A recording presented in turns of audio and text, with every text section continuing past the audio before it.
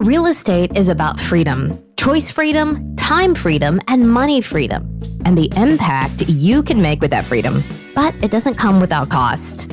Your freedom takes work. That's why Neil Timmins brings together the tools you need to build your real estate legacy, from tips and tricks to interviews with industry titans. It's all here in one place. Real grit. Let's get to it. What if I told you you can make 20 times the return of a single family fix and flip on your next big deal? Well, it's actually possible. It's possible inside the world of commercial real estate. Say, I'm inviting you to this free challenge. It starts August 15th. It's totally free. It's a 5-day challenge where I'm going to take you and deep dive into the world of commercial real estate, more specifically, capital multiplier properties, what that is, how we identify them. I'm going to show you how to identify them, how to evaluate them, and how to lock them up risk-free. I'm going to give you all the paperwork to do it. It's totally free. You can sign up to join us at www.20xprofitchallenge.com/real grit. That's www.20xprofitchallenge.com/real grit. And I'll see you in the challenge. Today's show, this is a good one. Lori Greymont. I'll tell you what, she's been a woman who's done more things than probably most people times 10. She's done about everything, been involved in thousands of properties, fix and flip, remote investing all across this country. She's got a television show that she's got in the can that's going to roll out here in the near future. So we're going to talk about that, the ups and downs of real estate, her going through the bump, going through the crisis in 2008, and then how she stayed mentally strong, how she got out of that, and how she catapulted forward, making more dollars and cents on the backside of that than before it. And it's exciting. It's a great show. Stay tuned. Coming right up, Lori Greymont. Hey, everybody. I've got Lori Greymont here with me. I'm excited to talk to her. She is a legend in the industry, has been through multiple cycles. So it's going to be fun to have her on the show and have a good conversation today. Lori, how are you? I'm great, Neil. Thank you. I'm honored to be here. I'm excited you're here. Well, hey, we all got started someplace. What was your entry point into real estate? I was about 12 years old. So my mom moved us into a broken house, and we became her construction crew and learned how to hang drywall and lay tile and do all that. And after a few years, she sold it and did it again, and we became her crew. So she finally was able to get funding from a bank probably about 4 flips later. And she did that along with real estate. It's in your DNA, isn't it? I mean, it's ingrained from practically birth. Yeah. Yeah. So I tried to get away from it. I went to college. I thought, I'm going to go into accounting to help businesses. And then, about 4 years out of college, I'm like, I hate this business. And I went right back into it. Yeah. So when you got back into it, what did that look like for you? Where did you enter into it? So at the time, I actually entered into it in college. I was buying my properties. I would buy a property. Back then, HUD was like $500 down. I lived in the Midwest, Moorhead, Minnesota. And I bought a house, $500 down. My dad came, we rehabbed the basement for living. And then I got leases signed. And that's how I qualified as a college student for my first house. And so I did 1, and then I did 2. And then I decided that I didn't like the cold anymore. And I leaped out to California and started a business there, closed it down, went into real estate by buying a fix and flip that I just kept driving by, and it was for sale. And nobody was buying it. It was pretty trashed. It was pretty bad. Yeah. And so I went in and fixed it. Absolutely perfect. And then, of course, we hit the 2000 tech bust out there, and I wasn't able to sell it. So we moved into it, and that was always the joke, that it was fixed just the way I wanted it. Yeah. But that was the start. And then we just, I found a couple investment partners, and we went to town flipping houses over in Merced, and then did land development in Texas. I did a master plan community, 5-acre duplex community, and then we hit 2008. Yeah. For you and your portfolio, what you had going in 2008, what did it look like? And then what did post 2008 look like? Yeah. So, it was interesting because we saw everybody kept talking about a bubble in 2006, 2007. And so I thought, all right, let's do some research. And I repositioned everything that we had into Texas, because typically in California, when things crash, Texas goes up. Yeah. And so I thought I was safe by putting everything into Texas. And unfortunately, this was a nationwide situation. It wasn't necessarily a bubble. It was a mortgage issue. And so, it was hard because I lost everything. My kids are like, Mom, how come the cars are disappearing? Mom, how come the RV is disappearing? And to tell your kids, here's what happens sometimes when you gamble on entrepreneurship. You lose everything. But the reality is we're not going anywhere. You're not being taken away. We still have a house. We still have each other, and we can rebuild. And that's what I did. I went out working again with some investors, and we were able to buy packages of 10 to 15 houses at a time, and then reposition them into the marketplace by offering home ownership to people who may not have had that opportunity. So, yeah, tremendous. So on the backside, it required a pivot in terms of the whatever the market revealed to you. It sounded like you jumped on it to be able to execute on the backside of that. Yeah. And, from 2008 to 2014, I was able to buy and flip over 2,000 properties. Wow. I rehabbed 800 of them remotely in Atlanta, because in 2010, another pivot moment, foreclosure moratorium came on. Yep. Well, when I was buying packages, those were foreclosed upon houses sold by the bank. Right. Well, now if the banks can't foreclose, my pipeline dried up. Right. So I had to make a decision. How do I keep moving forward? And at the time, Atlanta was already in recovery, even though the media was saying it wasn't. Mm-hmm. And I was able to buy houses for $15,000, like entire houses, roof, doors, windows, everything for $15,000, add another 10 or 15 to it, rent them out for $750. And it was beautiful cash flow. But then all of my friends and family are like, I want one. So I started selling them as turnkey. Yeah. And that was, eventually we started selling turnkey properties to the hedge funds. And that's how we got the volume we did. Incredible. It's fair to say what the market looked like a year ago isn't what the market looks like today and will not be what the market looks like a year from now. Is that fair? 100%. All right. So I think there's a lesson in what you just said. Whatever the market reveals, an entrepreneur identifies what it is that they can capture, what they can strike on. We're like serpents going where the least resistance from a water standpoint is, and being able to pivot, to execute on that. 100%. So, using your water analogy, it's like there's a waterfall. You need to be willing to stick your cup into that waterfall. Mm-hmm. And if your waterfall moves, you've got to move your cup. And as long as you try to stay in the same lane, you may get creamed. I mean, it's going to be bad. Yeah, there's no doubt about that. How do you stay mentally strong? Because a lot of people are going, I'm tapped out. I'm done. Forget real estate. I'm going to go back and be an accountant. Well, I think it's just knowing that you have a larger purpose in life than just earning money. Right. Yeah. I believe that we're all here to bring a level of light to everybody and to be the encouragement to the next person.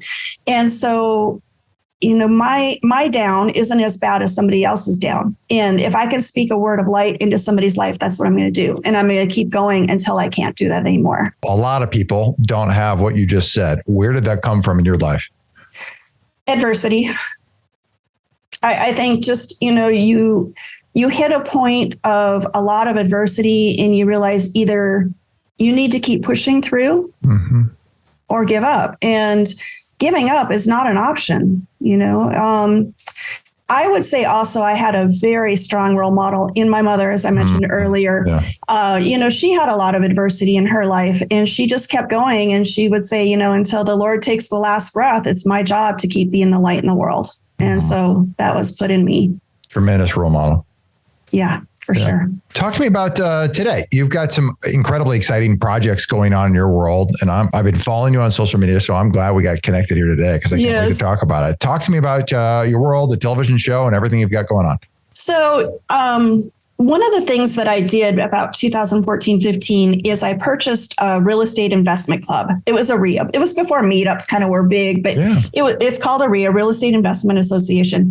And that kind of became the nucleus of where I could give back to the community. I could bring in education. It's also where I found deals. I could fund deals.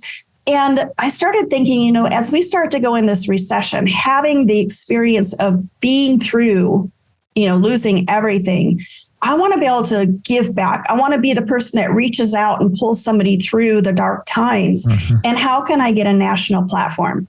Well, TV is a national platform. Huge. Yep. And we all like to be entertained. And so I wanted to create something that was edutainment, basically education and entertainment together. And the one thing in all of my career that's been key is relationships. Yeah. Relationships are recession proof.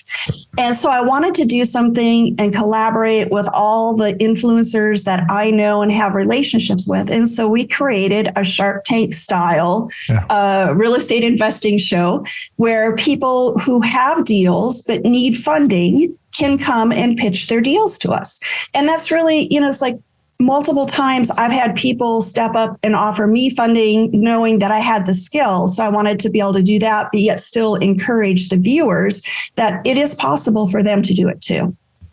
It's incredible. The Shark Tank is one of my favorite shows. My kids love it. They love hearing all the entrepreneurial stories, hearing everything that's going on. And you talked about hope. I mean, there's tremendous hope when somebody steps into their chasing their dreams. I mean, the entrepreneurs of this world are, in this country are the backbone. The people who go out, stick their neck out to take a risk. It's incredible. Yes. And then you bridge that to bringing it into real estate. So what's the setup of the show look like? Yes. The name of the show? And so it's called Funding Faceoff.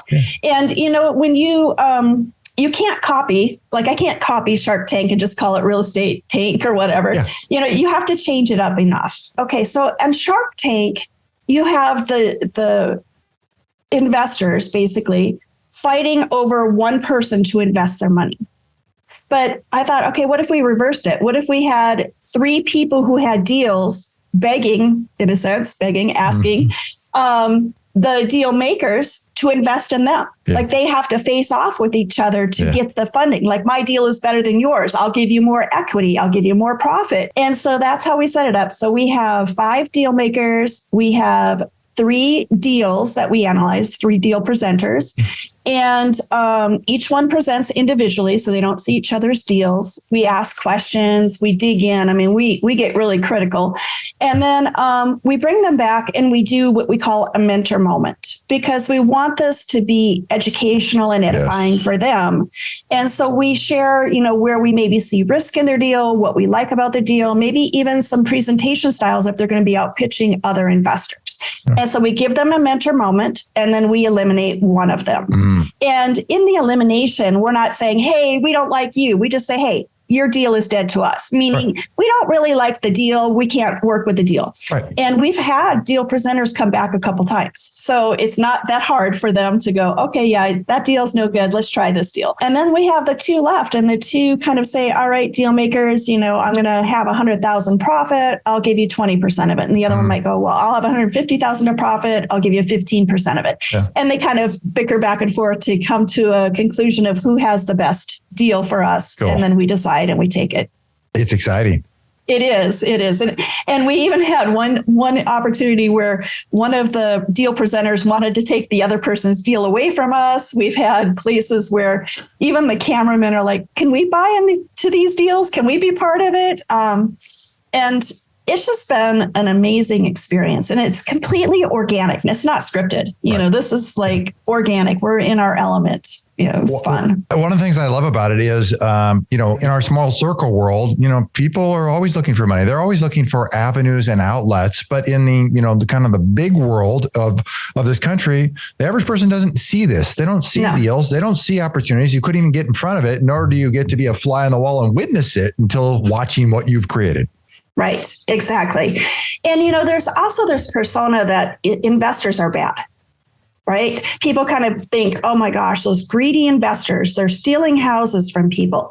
But on the show, what you find out is that there are situations that sellers are up against that nobody can solve except an investor. That's right. You know, there's a lady that was losing her house in probate. She didn't have the money in foreclosure, and she also had to do probate. She didn't have the money to pay the attorney to start probate to stop the foreclosure. An investor stepped in, is helping her, paying to move her to her daughters. And this wouldn't happen in the normal MLS world. You're not just going to list it on the MLS and sell it. You know, and so that's the part that I really hope people can see, is that we are the next door neighbor. We're here to make an impact in the neighborhoods. One changed house can actually improve the lives of up to 1,000 people when you think about it, because you've got your materials, your labor, your taxes, your community, your neighborhood, you know, your schools. Just think about that. And that's kind of what we're doing. We call it impact investing because we're getting a return on the social good and the capital. There's not a single purchase in this country outside of a house that has the largest impact. Not one thing. It touches more people. It has more effect in the nation's economy. Exactly. A house. Right. Yeah. Yeah, exactly. And so that's where, you know, if we can make one investment in one investor and touch that many people, that's the value of what we're doing. Yeah, no, it's tremendous. Now, I'd be remiss if I didn't ask you about where it's a buzz right now. You know, you and I are recording this in November. Interest rates have gone up just again. And so everybody is going, where's everything going? And all I keep saying is, you know, none of us know where it's going. I just know it's going to be different. Yes. You know, we don't know where it's going. Sure. But, you know, if I go back to when I bought my first house, HUD, $500 down, whatever. Interest rates were like 12 to 18%, depending on your credit and everything. And we still had an economy around that. That's right. So everything adjusts. We have inflation, we have supply shortages, and we have higher interest rates. So things will slow down. Yeah. We do know that. But there is a housing shortage. Yeah, we don't have enough houses. And if you look at the metrics right now, even though people think that the market's slowing down, the number of sales are slowing down, but the median house price has not yet slowed down. So it's hard to say, you know, will interest rates get up to 8%? Yes, probably. I think that the Fed has to push them up just a little bit higher in order to have room to bring them down. Yeah. I'm hopeful that their comment about slowing it down and waiting to see what catches up is true. You know, I kind of think that we're going to see a little bit of a rebound this spring. Everybody who's like, okay, we got to get in now or it might go higher happens. Yep. But, you know, it's hard to say. What I'm certain of is generational wealth is built during times of recessions. 100%. So then you experienced it. 2008 was terrible for lots of folks post 2008. And you're a testament to it. Those who are nimble and can stay mentally sound to fight their way through it to get to the next day. There's tremendous opportunity. Yes, for sure. For sure. And, you know, it's finding the right community to be a part of. You're right. Because, you know, the saying is you're the sum of the five around you. Well, it's even bigger than that. You know, you need to be in a community that supports you moving forward in an opposite direction than the masses. You're right. So when everything's falling, the sky's falling, the end of the world appears like it's coming. How is one to have the intestinal fortitude to move forward, to take risk when the rest, the mass, the media is telling you we're done. This is almost over. We may go bankrupt, whatever it may be. Your community is the ones that have to get through that because your community 100%. Is the one of like-minded people like you going, okay, let's move forward. It's not so scary. It's not so scary when you're part of a community going in a direction. That's correct. That's correct. And we kind of are like herd mentality. You know, we like to be surrounded by those who are like us. Yeah. And so finding that right community is key. Absolutely having a mentor is key. You know, I have a mentor. I don't like to say, you know, he's a mind coach, but he is definitely a whole life coach, which does involve your mindset because your mindset in how you think and what you believe creates your future. That's right. Well, if your mind's not right, nothing's right. That's correct. Yeah. Let's do this. I want to move on to the final segment, what I call for impact. Your favorite quote: "Great deals aren't found; they're created." 100%. What about that resonates most with you? So a lot of people think that, you know, the seller only wants to sell it for this price. And they just stop there. But the reality is if the seller names the price, you name the terms. Yep. If a seller wants $1 million for a $200,000 house, great. I'll give you $1 million, but I'm going to pay it over the next 50, 60 years. Right. So you can create great deals, even though it may not look like it's a good deal. Yeah. No, you're spot on about that. I think given the environment we're in, where we're headed with the rising interest rate, creative deals are become more important. They're going to be a necessity. Absolutely. Think about this.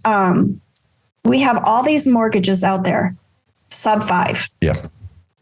And the people are looking to move to the next house. They're going to be going into higher interest rates. But even the buyers of those houses, if people understand how to do all-inclusive trust deeds, wraps, subject to, and they can legally take ownership of those houses in appropriate manners and capitalize on those great interest rates, everybody wins. That's exactly right. You're absolutely right. What do you think holds most investors back from hitting their personal next level?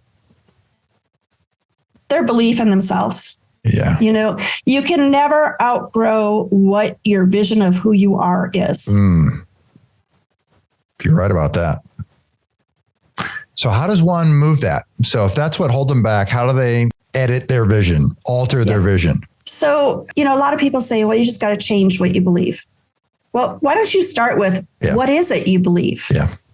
Because most people don't really even know what they believe. Yeah, right. What do you believe about money? What do you believe about credit? What do you believe about your failures? If you can take what you would call your worst failures and really become grateful for that and understand all the benefits and blessings that failure gave you to create who you are now, it no longer holds you back. You're no longer afraid of failure.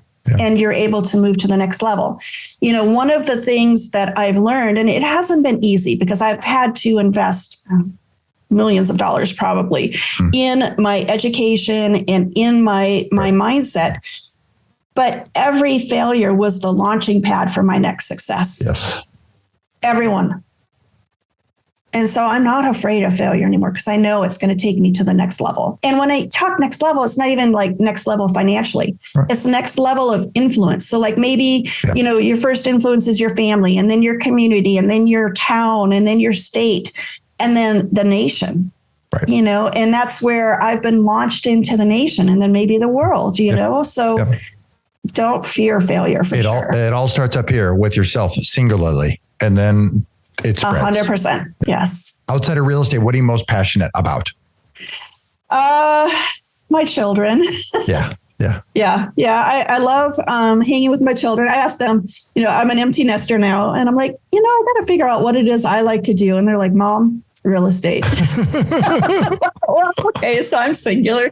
Children in real estate. It's once you're in this business, it's not a job. It's a passion. It is, and I love travel. I love just being with people and, hanging out, having fun. So relationships. Yeah. What's your favorite way to make an impact in the community? So just to be, I guess like the words of wisdom, the words of encouragement.